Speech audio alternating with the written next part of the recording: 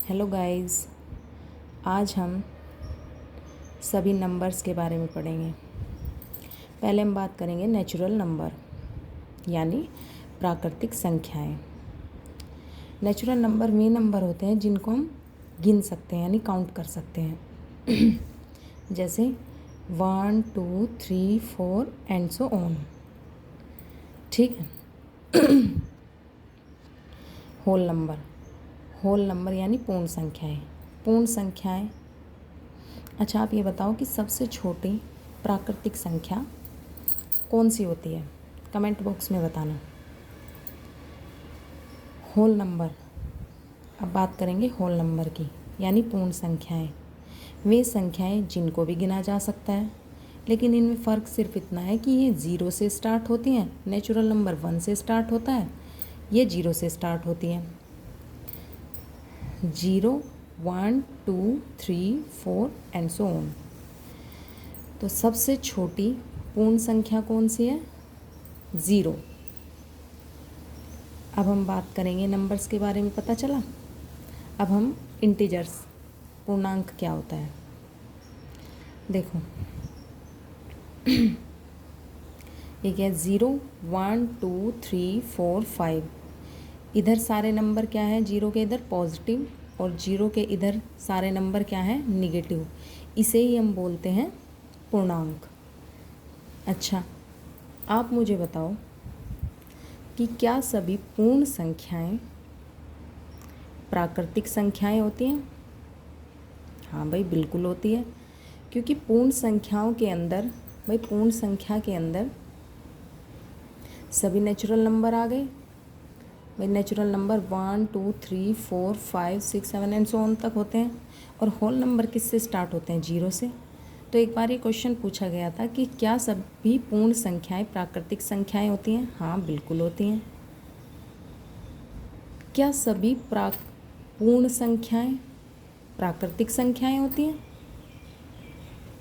नहीं, इसका आंसर होगा नहीं, क्योंकि पूर्ण संख्या तो 0 से स्टार्ट होती हैं और प्राकृतिक संख्याएं 1 से स्टार्ट होती है। ठीक है। ऐसे इंटीजर यानी 0 से इधर सारे नंबर पॉजिटिव और सारे इधर नंबर नेगेटिव। क्या आप मुझे बताएंगे कि पूर्णांक जो इंटीजर है, क्या वो होल नंबर है? हाँ है भाई, बिल्कुल है, क्योंकि इंटीजर के अंदर सभी पूर्ण संख्याएं आ गई हैं। ठीक है, समझ में आ गया कि इंटीजर क्या होता है। अब हम बात करेंगे कंपोजिट नंबर यानी भाज्य संख्याएं। जिन संख्याओं के 2 से ज़्यादा गुणांक हो, यानी जिन संख्याओं के 2 से ज़्यादा गुणांक हो, फैक्टर हो, उन संख्याओं को भाज्य संख्या यानी कंपोजिट नंबर कहते हैं। जैसे 4 6 8 9 एंड सो ऑन।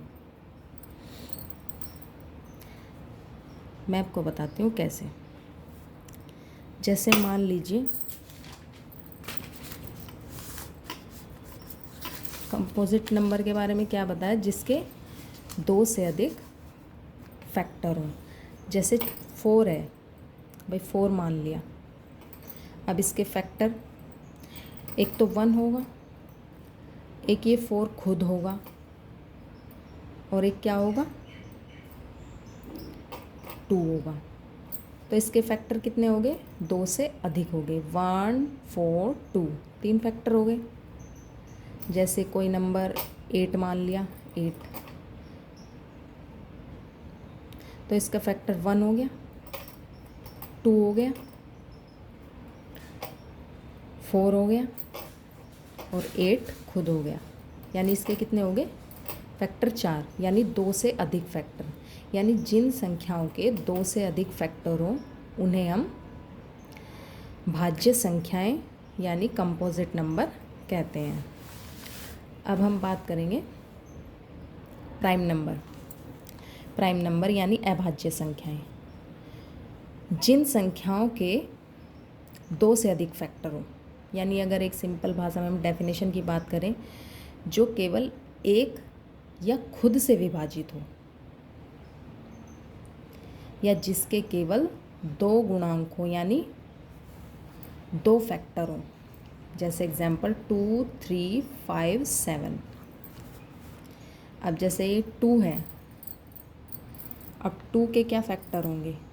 एक तो 1 होगा, एक 2 खुद होगा। 2 फैक्टर, इसके 2 से ज़्यादा फैक्टर नहीं है। तो ये 2 क्या हो गया? एक प्राइम नंबर हो गया, यानी अभाज्य संख्या हो गया। ऐसे ही 5 ले लें,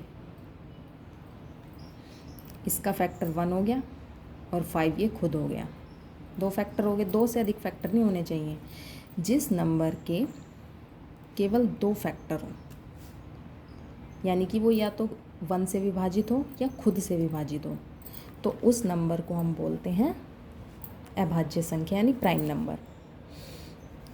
रेशनल नंबर यानी परिमेय संख्या, वे संख्याएं जो P/Q की फॉर्म में लिखी जाती हैं। लेकिन ध्यान रहे, Q does not equal to 0। इसको हम क्यू से डिनोट करते हैं, यानी कि जैसे हमने कोई नंबर ले लिया 2/3 या फिर 4/6, ऐसे कोई भी नंबर ले सकते हैं। लेकिन हम ये नहीं ले सकते 2/0 या 4/0, क्योंकि इसमें लिमिट है कि Q does not equal to 0। ठीक है, तो इन नंबर को हम क्या कहते हैं? रेशनल नंबर यानी परिमेय संख्या। अब हम बात करेंगे इर्रेशनल नंबर। इर्रेशनल नंबर क्या होते हैं? अपरिमेय संख्या, जो P/Q की फॉर्म में नहीं होते, ये रूट की फॉर्म में होते हैं, जिसे हम Q' से डिनोट करते हैं। रूट के अंदर कोई भी नंबर ले लो, कोई भी मान लो नंबर प्राइम होना चाहिए रूट के अंदर। जैसे ये ले रखा √2, √3, √5, लेकिन ये P/Q की फॉर्म में नहीं होना चाहिए। तो इस नंबर को हम परिमेय संख्या इरेशनल नंबर कहते हैं। ठीक है गाइस, थैंक यू। आपको मेरी वीडियो कैसी लगी कमेंट करके ज़रूर बताना। लाइक एंड शेयर ज़रूर करना, सब्सक्राइब भी करना।